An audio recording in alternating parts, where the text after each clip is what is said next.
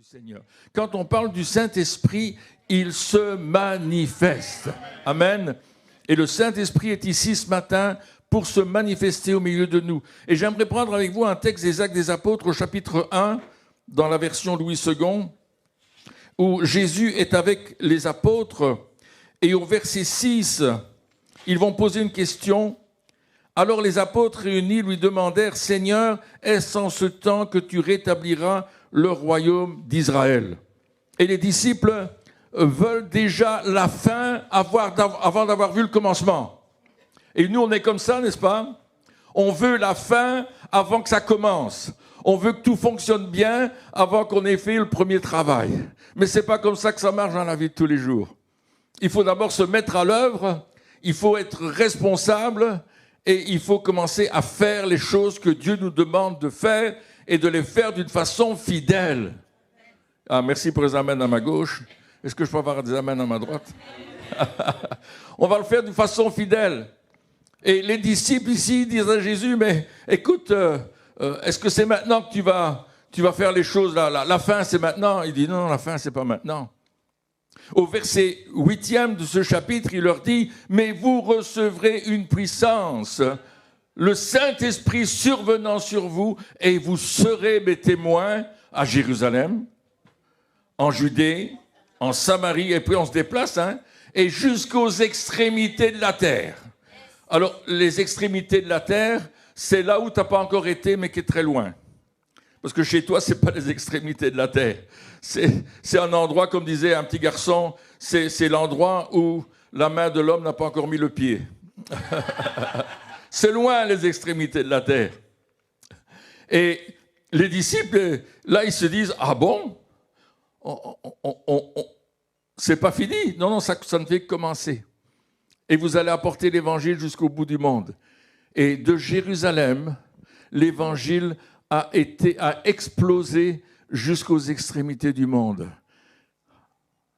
Et vous êtes une extrémité du monde. Et nous sommes, nous, une église internationale. Nous avons bien sûr des Belges, des Borains, des Montois, mais nous avons des gens des îles, des gens de l'Afrique, de l'Espagne. On est une église internationale.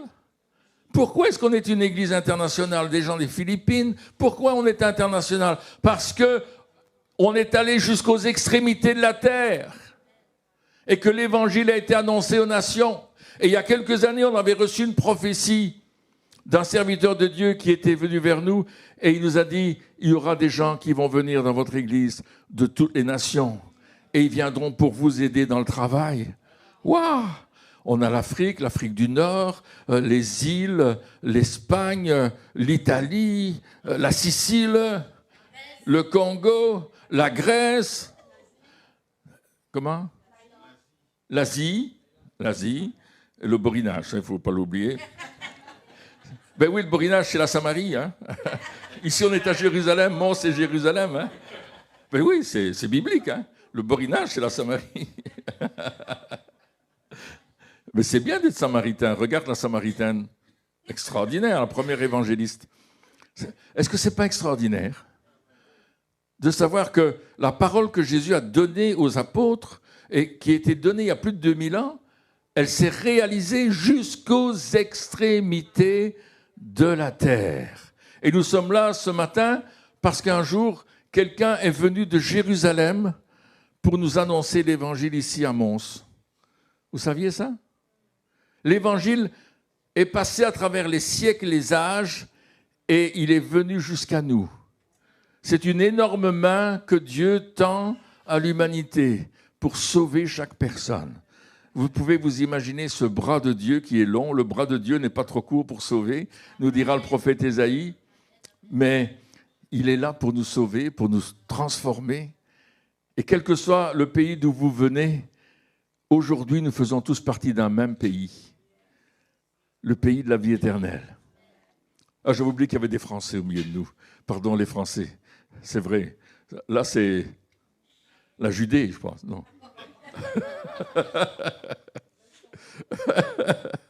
Laisse tomber, elle me dit ma femme. Donc avant cela, il faut aller jusqu'aux extrémités du monde. Il faut annoncer l'évangile jusqu'aux extrémités de la terre. Est-ce que vous êtes allé aux extrémités de la terre? Qui est allé aux extrémités de la terre? Est-ce que vous avez été aux extrémités de la terre? Wow. Baptiste, il est où Baptiste? Lui est allé en Amazonie. Vous imaginez, c'est loin l'Amazonie, hein? C'est les extrémités de la terre. Moi, j'ai été jusqu'en Nouvelle-Calédonie, alors c'est encore plus loin, c'est 24 heures de vol. Et puis, c'était le plus loin que je suis allé. Toi aussi, hein? Le Tibet, l'Inde, c'est ça. L'Angleterre, c'est les extrémités de la terre aussi, hein, parce qu'il faut traverser le Channel. Amen. Alors, l'annonce de l'Évangile n'a jamais été plus importante qu'aujourd'hui. Nous sommes dans les derniers temps, on nous l'a dit, et il fallait nous examiner, nous préparer pour ces derniers temps. Et j'aimerais lire avec vous un passage de Matthieu chapitre 24, si vous voulez prendre, et on prendra Luc 21 aussi, et on va parler de la fin des temps, bien sûr, parce que c'est quelque chose d'important. Au chapitre 14, c'est Jésus qui parle, et il parle que dans Matthieu 24, 14, il y a quelque chose qui va se passer. Il dit...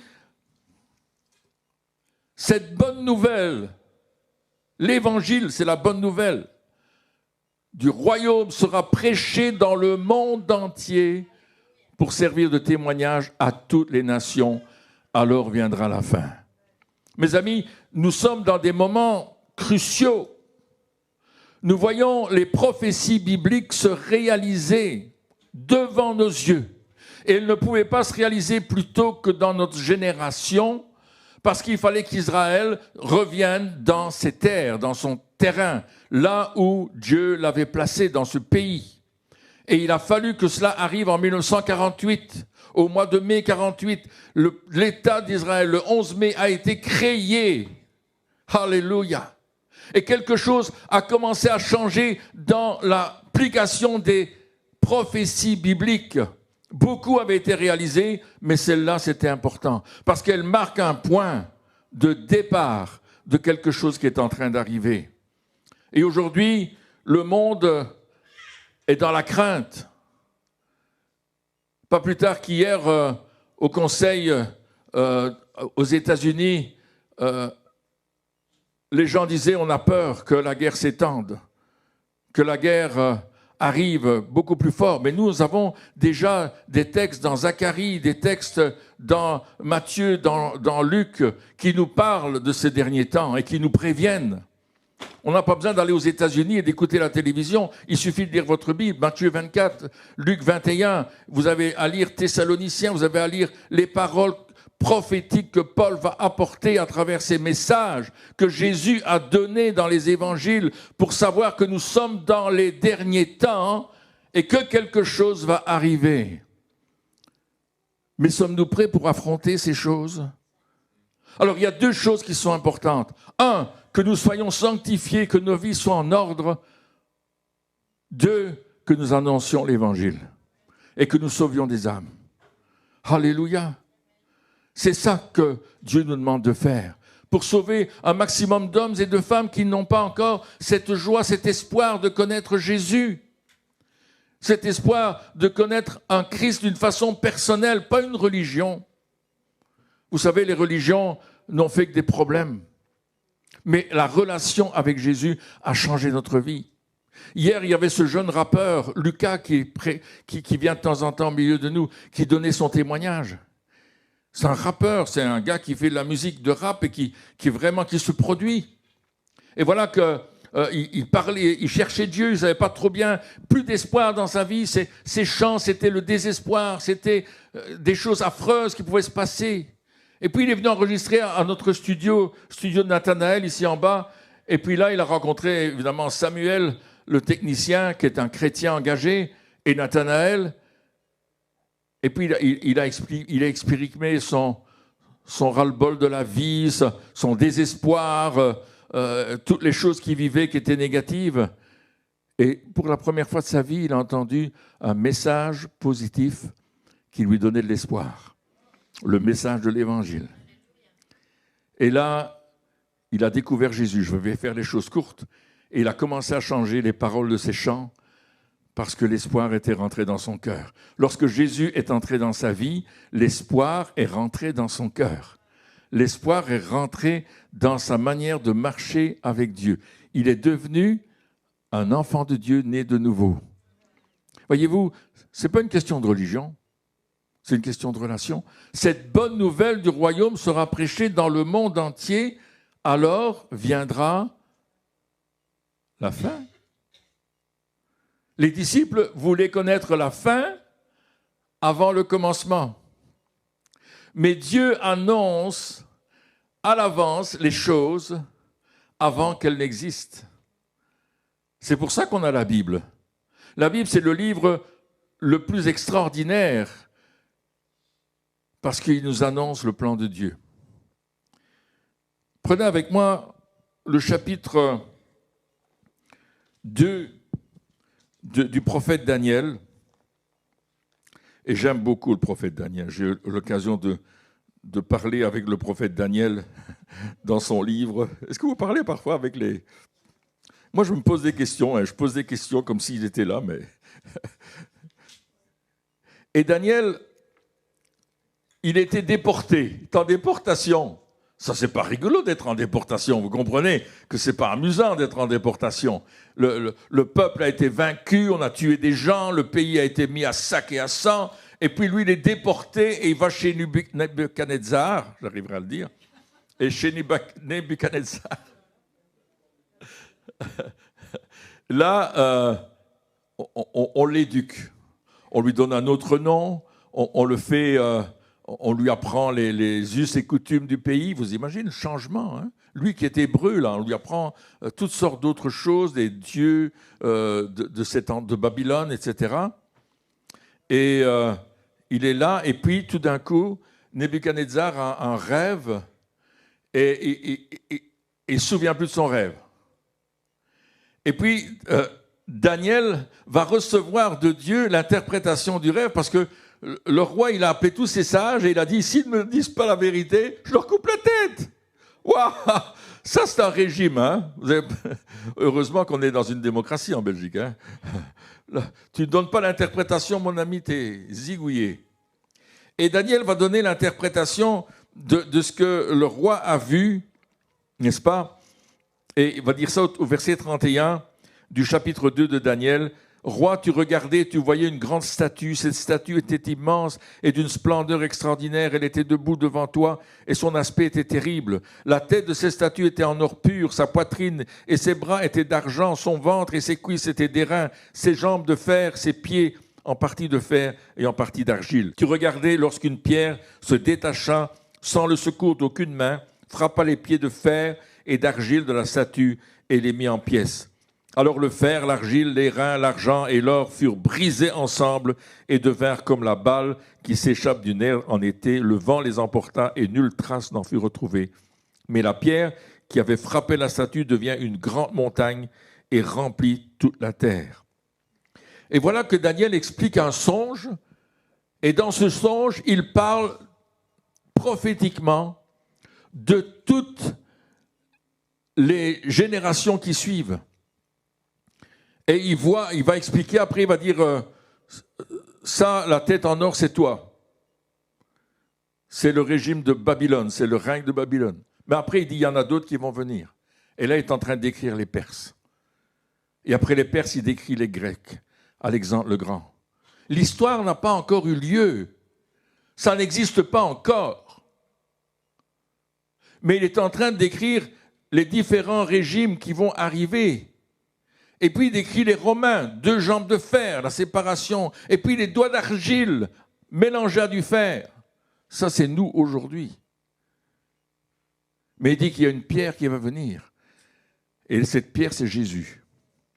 C'est la prédication du royaume. C'est le salut en Jésus-Christ. Parce que tous ces royaumes sont passés, mais Jésus ne passe pas. Il est le même hier, aujourd'hui, éternellement. Alors, je ne vais pas rentrer dans le détail de cette vision parce qu'on pourrait l'expliquer, les Mèdes et les Perses, etc. Tout ça, on peut expliquer. L'histoire nous raconte ce qui s'est vraiment passé et on peut lire dans les livres d'histoire, on peut apprendre les générations qui sont passées. Mais Daniel n'a pas encore vu cela. Il n'a pas encore, il ne connaît pas, mais il a eu une vision que Dieu lui a montrée et que Dieu était maître des temps et des circonstances. Lisons ce texte au verset 21 du chapitre 2, et il parle de Dieu, c'est lui qui change les temps et les circonstances, qui renverse et qui établit les rois, qui donne la sagesse aux sages et la science à ceux qui ont de l'intelligence. Il révèle ce qui est profond et caché. Il connaît ce qui est dans les ténèbres et la lumière demeure en lui. Il parle de Dieu. Alléluia, quelle joie de connaître un Dieu comme celui-là. Et vous voyez qu'on n'est pas en train de parler de religion, on est en train de parler du maître de l'histoire, qui a pris nos vies quand on lui a donné et qui est en train de nous faire entrer dans son histoire. Est-ce que ce n'est pas extraordinaire? Alors moi, j'aime rentrer dans l'histoire de Dieu et j'ai beaucoup étudié l'histoire. C'était un cours que je préférais et comme j'ai doublé ma dernière année à l'école moyenne, j'ai eu 2 fois le même cours. Et quand je suis rentré dans les écoles supérieures, il y a un professeur qui était là qui donnait le même cours que j'avais eu 2 fois. Donc j'ai appris 3 fois les mêmes leçons. Vous comprenez que l'histoire, j'aime ça. J'étais le plus fort de la classe. Je connaissais déjà les histoires à l'avance. Mais c'est ce que Dieu dit. Il émet des temps et des circonstances. Alors il nous dit, tu vas recevoir une puissance. Quand on sait que Dieu a établi les choses d'une façon parfaite, on est prêt à agir pour Dieu. Parce qu'on sait que si on est dans sa main, il ne va pas nous lâcher. Hein. Dieu ne nous lâche pas. Il veut au contraire que nous soyons ses bien-aimés, ses bien-aimés. Quoi que nous ayons pu faire dans notre vie, il nous aime, et il nous aime tellement. Et puis là, il dit, vous recevrez une puissance et vous serez mes témoins. Alors peut-être on se pose des questions, mais comment c'est possible? Comment je peux être témoin? Alors, souvenez-vous de Jésus. Jésus, à l'âge de 30 ans, il a pris son baptême d'eau. Vous vous souvenez? Il est allé voir Jean-Baptiste qui baptisait tout le monde. Il y avait des milliers de personnes qui venaient voir Jean dans le désert. Il était au bord du Jourdain et là, il baptisait les gens d'un baptême de repentance. Et c'était très fort. C'était tellement devenu populaire que tout le monde venait, le téléphone arabe, comme on dit, avait fonctionné et tout le monde disait on va aller chez Jean. Et ils étaient poussés par un mouvement du Saint-Esprit pour aller chez Jean. Mais Jean savait quels étaient ceux qui étaient sincères et ceux qui ne l'étaient pas. Parce qu'il y en avait qui venaient et ils venaient pour faire comme tout le monde, mais ils ne venaient pas parce qu'ils étaient convaincus de faire cela. Alors, Jésus est arrivé. Et il est allé voir Jean. Il a dit, Jean, il faut que tu me baptises. Mais c'est Jésus, le Fils de Dieu, Dieu fait homme. Il n'a pas besoin d'être baptisé pour la repentance. Mais Jésus va dire, il faut qu'on fasse ce qui doit être fait. Et Jésus va être baptisé dans le Jourdain. Il va rentrer dans le Jourdain, il va le plonger dans l'eau. Et quand Jésus va sortir de l'eau, le ciel va s'ouvrir. Vous savez, le ciel ouvert, ce n'est pas seulement les nuages qui se dissipent. C'est vraiment le ciel qui s'ouvre. Quelque chose de céleste se passe. Quelque chose de surnaturel. Un peu comme à Bethel, lorsque Jacob a vu les anges monter et descendre du ciel. Ce n'était pas simplement une vision artificielle, vous savez, c'était quelque chose qui venait du ciel. Et le ciel s'ouvre et le Père dit, celui-ci est mon Fils bien-aimé en qui j'ai mis toute mon affection. Et au moment où il dit cela, le Saint-Esprit, sous forme d'une colombe, se fait connaître. Et à partir de là, Jésus va être conduit par le Saint-Esprit. Il va recevoir cette puissance que nous aussi, nous recevons pour être conduits par le Saint-Esprit. Être conduit par le Saint-Esprit, c'est pas faire n'importe quoi, n'importe comment, n'importe quand. C'est écouter la voix de Dieu qui te parle et faire ce que Dieu te demande de faire. Et la première chose qu'il te demande de faire, c'est d'annoncer l'Évangile. Il nous donne une puissance pour annoncer l'Évangile. Il te donne quelque chose de fort pour que tu le communiques. La vie que tu as reçue, tu le communiques. Et Jésus sort de l'eau, il est conduit par le Saint-Esprit dans le désert où il est tenté par le diable. Wouh! Moi, j'aime pas être tenté par le diable. Et vous? Oh, on n'aime pas ça, n'est-ce pas? Et le diable, il vient le tenter. Et il le tente avec des choses où Jésus peut perdre son appel. Le diable, il veut toujours nous faire perdre notre appel. Il veut toujours nous dire quelque chose de contraire à ce que Dieu nous a dit. Il veut nous amener dans une fausse route, dans une voie de perdition. Il veut nous détruire. Et je me souviens de la vie de cet homme qui avait décidé de se suicider. Et derrière l'église de son village, c'était un précipice. Et il s'est dit, je vais me tuer. Et il décide de passer à côté de l'église et d'aller jeter dans le précipice. Mais au lieu de passer à côté de l'église, inconsciemment, il est rentré dans l'église. Et là, il y avait le pasteur qui disait, Dieu vous aime et il veut vous sauver, c'est pas la peine de vous suicider. Et lui, il dit, ah, ça c'est moi. Et Dieu l'aimait tellement qu'il l'avait conduit par le Saint-Esprit pour qu'il connaisse la vérité sur la vie. Oh, oh, oh, quelle gloire extraordinaire, quel Dieu fantastique. Il ne nous laisse pas tomber, il connaît chacun d'entre nous, il nous parle. Parfois on l'écoute, parfois on ne l'écoute pas. J'entends pas d'amen, mais on est comme ça. Hein. Mais Jésus était conduit par le Saint-Esprit. Et quand il est sorti de la tentation des 40 jours dans le désert, il était revêtu de la puissance. Il avait cette onction qui était sur lui. Et vous savez ce que Ésaïe 10, 27 nous dit? Il dit que l'onction brise le joug. Alléluia. La graisse d'onction brise le joug. Le joug, dans le contexte, c'était le joug des Assyriens qui étaient sur Israël. Et ils avaient ce joug-là. Et puis Dieu dit, mais il arrivera un temps où ce joug va être brisé par l'onction. L'onction brise le joug. Le joug du péché est brisé par l'onction que le Saint-Esprit nous donne. Lorsque nous avons l'onction du Saint-Esprit, alors nous allons faire quelque chose. Et le premier endroit où Jésus va aller après cela, c'est à Nazareth. Luc chapitre 4, verset 18, regardez combien l'évangile est précis, n'est-ce pas, dans ce qu'il est en train de nous dire. Jésus est parti chez Luc, non. Il est parti au chapitre 4 de l'évangile de Luc et au verset 18. Et il rentre dans la synagogue, il va apporter le message. Toutes les synagogues avaient le même message en même temps. Le matin, ils avaient une routine comme ça. Et Jésus, comme il avait fait sa bar mitzvah, il pouvait lire la parole de Dieu. Donc il va commencer à prendre le prophète Ésaïe et il dit il lit ce passage, l'Esprit du Seigneur est sur moi parce qu'il m'a oint pour annoncer une bonne nouvelle aux pauvres. Il m'a envoyé pour guérir ceux qui ont le cœur brisé, pour proclamer aux captifs la délivrance et aux aveugles le recouvrement de la vue, pour renvoyer libres les opprimés, pour publier une année de grâce du Seigneur.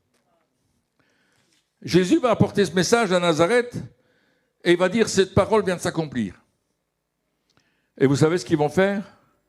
Ils vont vouloir le tuer, parce que ça les dérange. Que Jésus est en train de déclarer qu'il est le Messie, qu'il est le Sauveur, qu'il est celui qui est envoyé du Père, parce que c'est ça qu'il déclare. Quand il déclare ce texte, c'est un texte messianique qui se trouve dans le prophète Ésaïe. Et Ésaïe est un prophète messianique qui nous parle de la naissance de Jésus, au chapitre 7, qui dit « La jeune fille vierge sera enceinte, elle enfantera un fils. » Et on l'appellera Emmanuel, Dieu avec nous. Il n'y a rien de hasard. La parole de Dieu est claire. Elle nous parle de la naissance de Jésus dans Ésaïe et de la mort de Jésus sur la croix dans le même prophète Ésaïe, chapitre 53. 7 siècles avant sa venue, qu'Ésaïe prophétise cela. Donc ça fait 2700 ans pour nous. Vous imaginez, hein? Une parole annoncée à l'avance. La Bible nous apporte des choses à l'avance, plus que dans ton journal. C'est la dernière heure ou c'est la province. Il ne va pas t'annoncer ce qui est écrit dans la Bible. Même le journal Le Monde, ou The Times, ou peut-être un Newsweek ou d'autres, ne t'annoncera pas ça. Mais la Bible nous l'annonce. Et tu as juste à l'ouvrir pour découvrir ces choses. Mais le diable, il ne veut pas trop qu'on l'ouvre, hein, parce que ça le dérange trop. Vous savez, le pasteur était allé visiter des gens qui étaient très riches. Il est allé les voir comme c'était un pasteur visiteur. Il visitait les membres de l'église.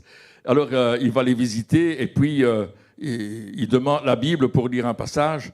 Alors, lui, il ne prenait pas sa Bible, il demandait toujours la Bible des gens pour trouver la Bible, voir comment ils lisaient la Bible. Puis, ils vont chercher la Bible, une grosse belle Bible en cuir, avec des illuminures, enfin, un beau truc, là.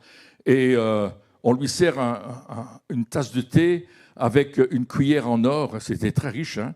Et voilà, etc. Et quand il a fini, sans que les gens le voient, il a lu la Bible, etc. Il prend la cuillère en or et il la met dans la Bible et il ferme la Bible. Et puis, il revient l'année d'après, c'était tous les ans qu'il faisait sa visite, et les gens avaient dit, le pasteur, il nous a volé une cuillère en or. C'est lui. Alors quand il rentre, évidemment, il se méfie du pasteur, parce qu'il a volé la cuillère en or, tu t'imagines, il en manque une dans le service, là. Hein, dans les 12 cuillères, il en manque une, il n'y en a plus que 11, et le pasteur il dit, j'aimerais bien une tasse de thé. Il lui a dit, mais cette fois-ci, on ne te donne plus de cuillère en or. On va te donner une petite cuillère en métal, et puis c'est bon. Il dit, allez chercher votre Bible. Et ils vont chercher la Bible. Il dit, vous pouvez l'ouvrir au prophète Ésaïe, chapitre 53. Et ils ouvrent la Bible. Il dit, oh, la cuillère en or, elle était là. Il dit, ça fait 1 an que vous n'avez pas ouvert votre Bible. il y a beaucoup de chrétiens qui n'ouvrent pas leur Bible. Hein. C'est vrai qu'on a des tablettes aujourd'hui, hein. Mais la tablette, ce n'est pas la Bible papier, c'est différent. La tablette ou votre téléphone, il peut tomber en panne. Mais ma Bible papier ne tombe jamais en panne. Oui, merci quelqu'un qui a compris ce que je voulais dire. Alors Jésus était revêtu de puissance et il va donner les 4 objectifs importants, pardon, les 5, même les 6.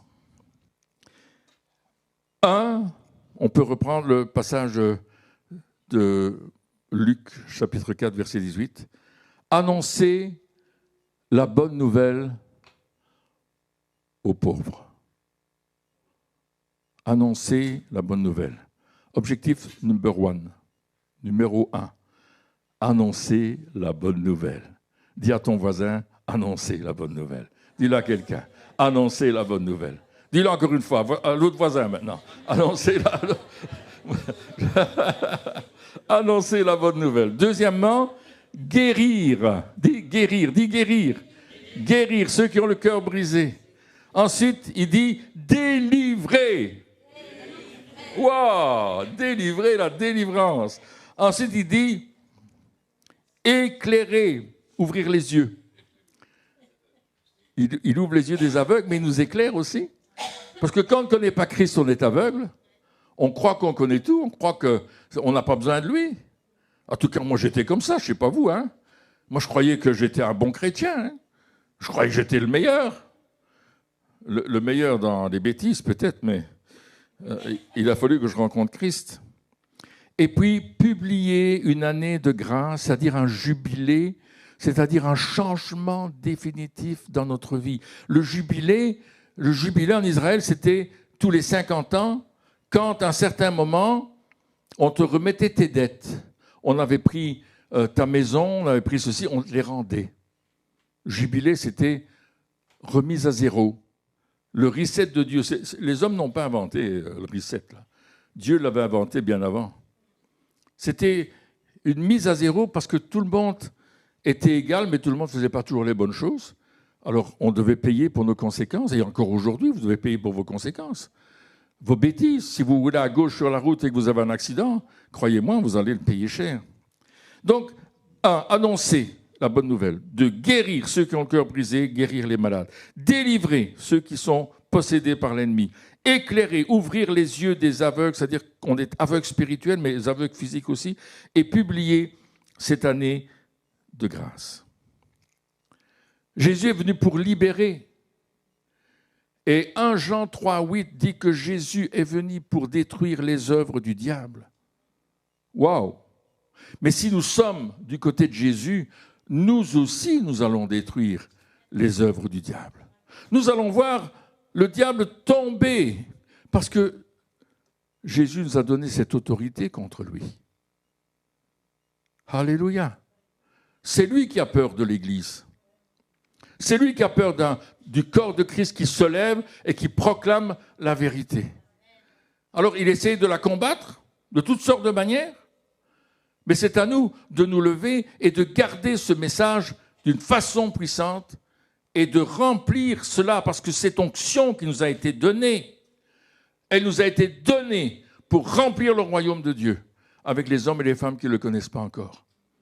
C'est ça que Dieu veut pour nous. L'onction que Dieu nous a donnée. Souvent, j'entends des gens qui me disent « Ah, on va recevoir l'onction, on va être prospère, on va devenir très riche, on va vivre ceci et cela. » Mais ce n'est pas uniquement pour ça, ça peut être pour ça aussi, gloire à Dieu. Merci parce que tu veux nous faire prospérer. C'est des promesses bibliques, alors on ne va pas les rejeter. Mais l'onction qu'on reçoit, elle a une destination. C'est d'annoncer l'Évangile. Et si dans l'occasion tu as d'être prospère, alors tu vas te servir de ta prospérité pour que l'Évangile soit annoncé. Vous êtes là? Vous voyez, c'est pas dire moi je vais être riche pour être riche, j'aurai la plus grosse voiture, etc. Parfois c'est du tape à l'œil, du tape à l'œil. Mais la vérité c'est de dire moi je veux servir. Alors, je n'ai pas terminé, mais je vais bientôt terminer. Quelqu'un a dit Amen, j'ai entendu. Il viendrait dans mon bureau tout à l'heure.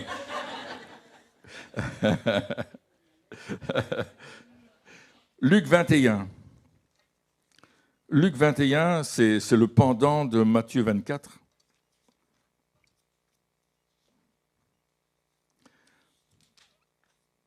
C'est Jésus qui parle. Au verset 28. On parlait de ce qu'on voit aujourd'hui, n'est-ce pas? Les bombardements, les guerres en Ukraine, la guerre en Israël, la guerre avec le Liban, avec l'Iran, avec Israël. On voit toutes ces choses. On a mis de côté les autres guerres dans d'autres pays. On n'en parle plus, la Somalie, etc. On ne parle plus de tout ça. Mais malheureusement, il y a encore. On ne parle pas non plus de la drogue qui se répand dans nos écoles. Il y a une autre guerre qui se passe là, n'est-ce pas? La drogue qui se répand, l'occultisme qui se répand. Il y a une autre guerre, il y a des guerres partout. Mais il y a cette guerre-là, et au verset 28 de Luc 21, quand ces choses commenceront à arriver, redressez-vous et levez vos têtes parce que votre délivrance est proche. Quand ces choses commenceront à arriver, est-ce que les choses ont commencé à arriver? On n'a jamais été dans des moments aussi terribles que maintenant.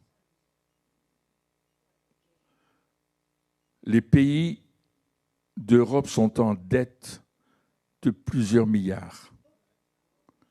Les pays des États-Unis, Amérique du Sud, Amérique du Nord sont en dette de plusieurs milliards. Est-ce que vous croyez que l'économie va rester? Vous savez ce qui se passe quand il y a des dettes? Les gens deviennent pauvres et on commence la guerre. L'histoire nous parle.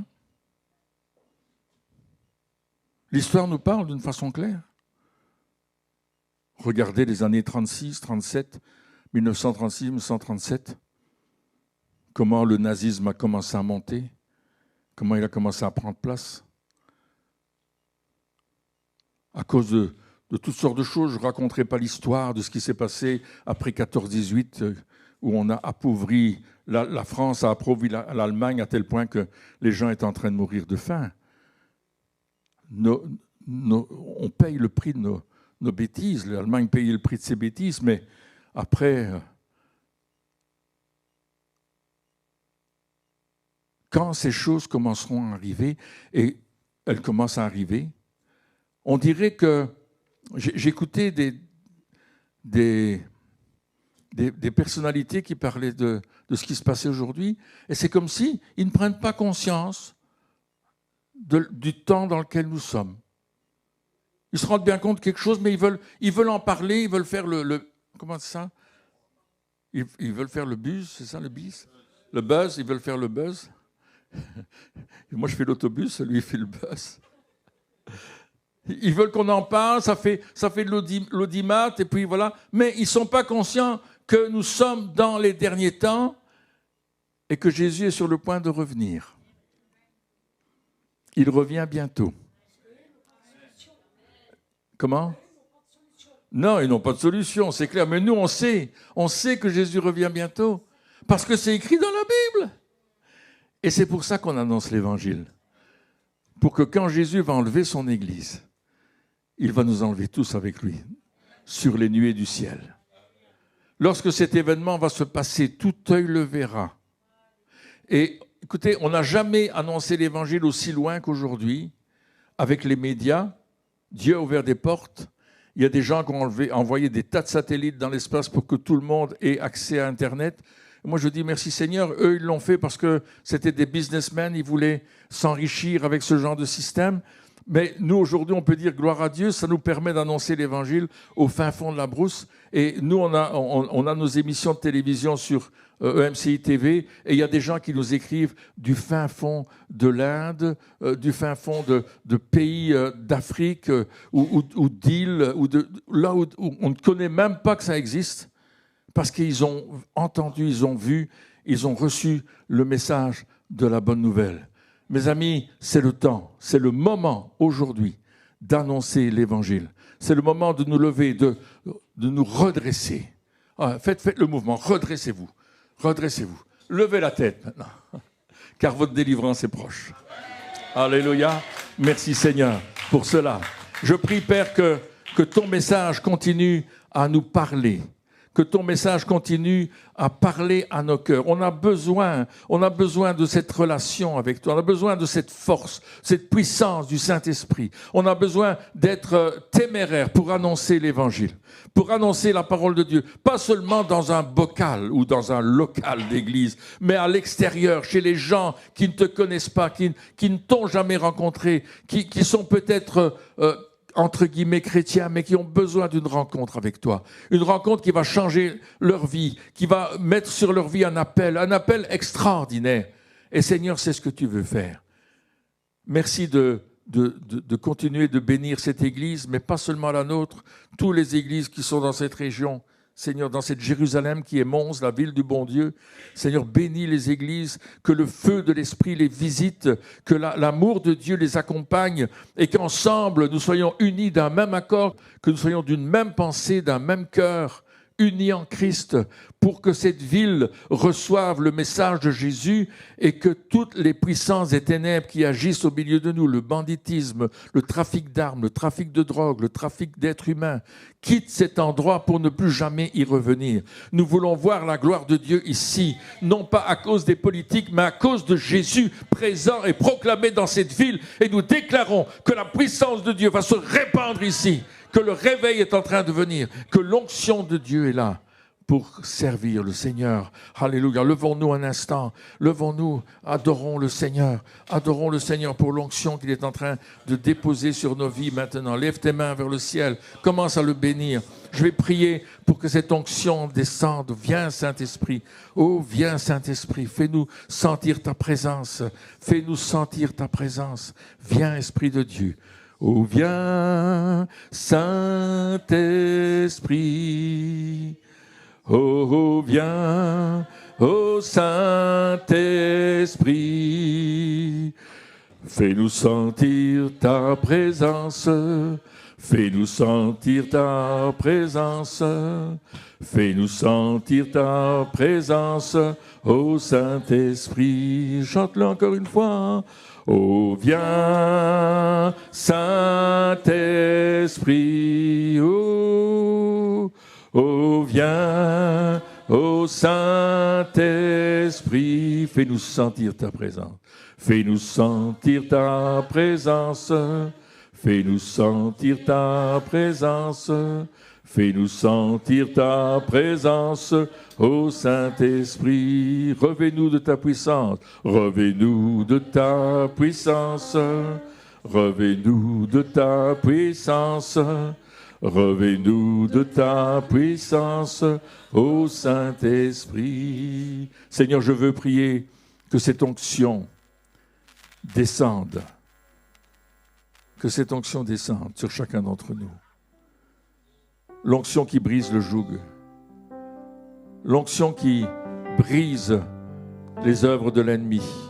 Que cette onction pour annoncer la bonne nouvelle, pour délivrer les captifs, pour envoyer libres les opprimés, pour ouvrir les yeux des aveugles, pour annoncer une année de grâce du Seigneur, descende sur nous aujourd'hui. Seigneur, nous avons besoin de cela.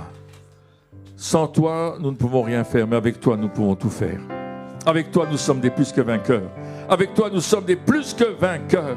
Avec toi, Seigneur, nous remportons les victoires sur nos vies. Avec toi, nous tenons ferme devant l'ennemi. Avec toi, Seigneur, nous pouvons faire toutes choses bonnes pour te servir. Alléluia.